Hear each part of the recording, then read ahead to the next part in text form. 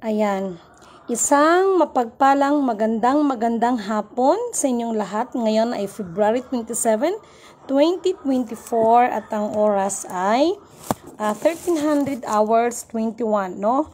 So, una at higit sa lahat ay nais ko munang walang sawang aking itinataas, pinupuri, dinadakila, nilulwalhati, sinasamba, pinasasalamatan ang pinakadiyos ng kaliwanagan, ang banal na espiritu at ang inang lupa.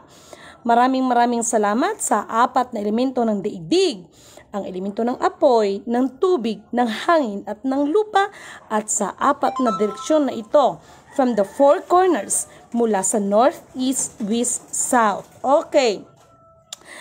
Mga minamahal kong kapatid, kumusta ang bawat isa sa atin? Nawa ang espiritu ng katotohanan, katwiran, kapayapaan, kapatawaran at pag-ibig ay sumasa atin lahat. Ayan, kumusta ang bawat isa?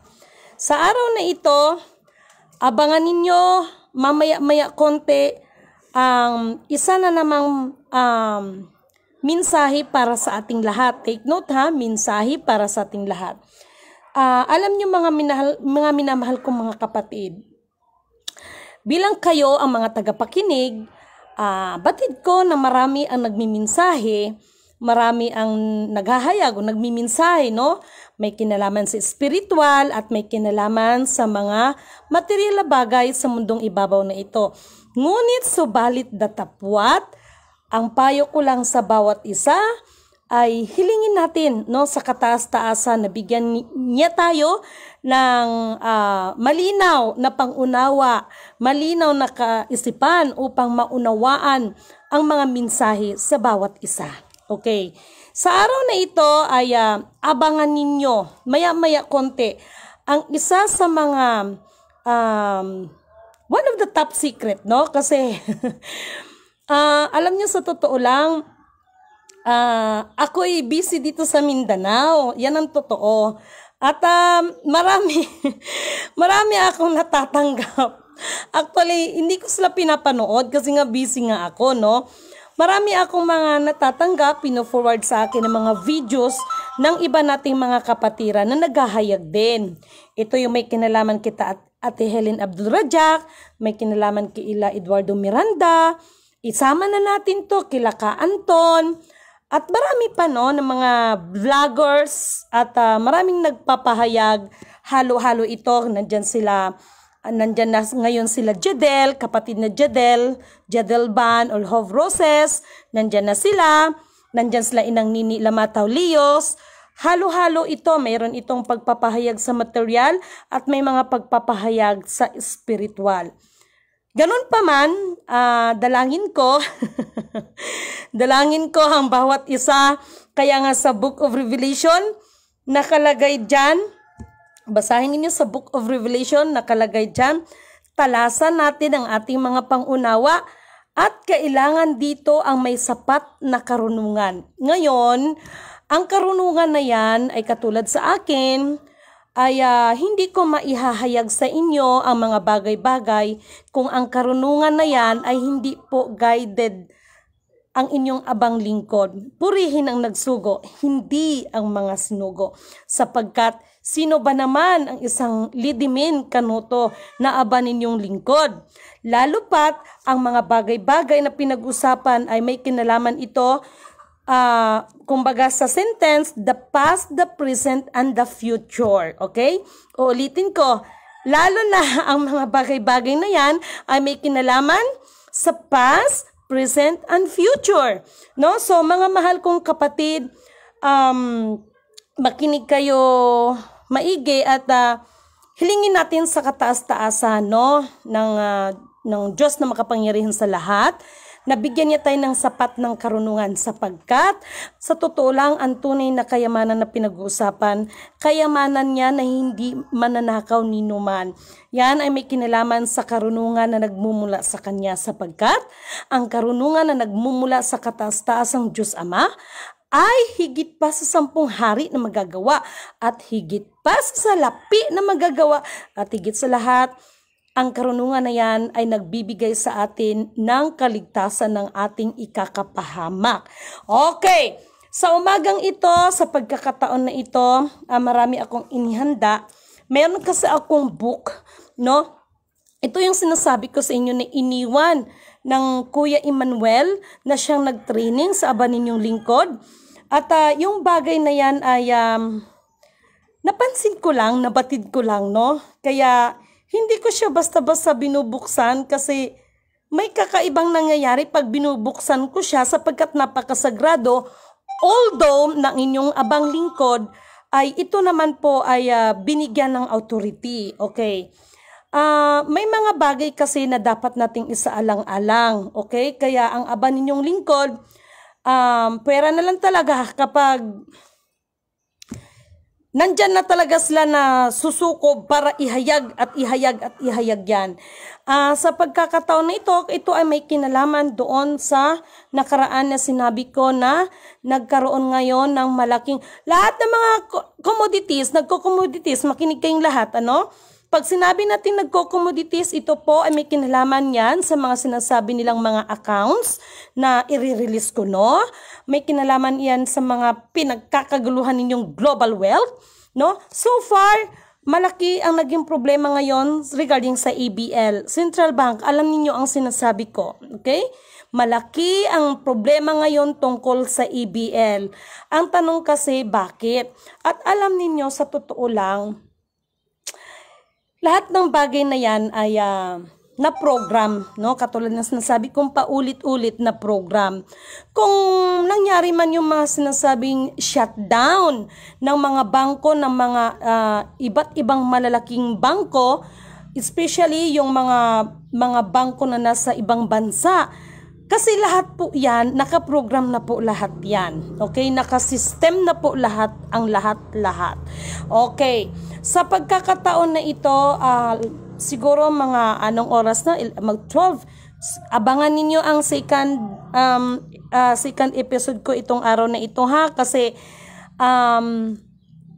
sa totoo lang, meron isang instruction na maging ako ay nabatid ko na pag binubuksan ko yan, kakaiba siya kasi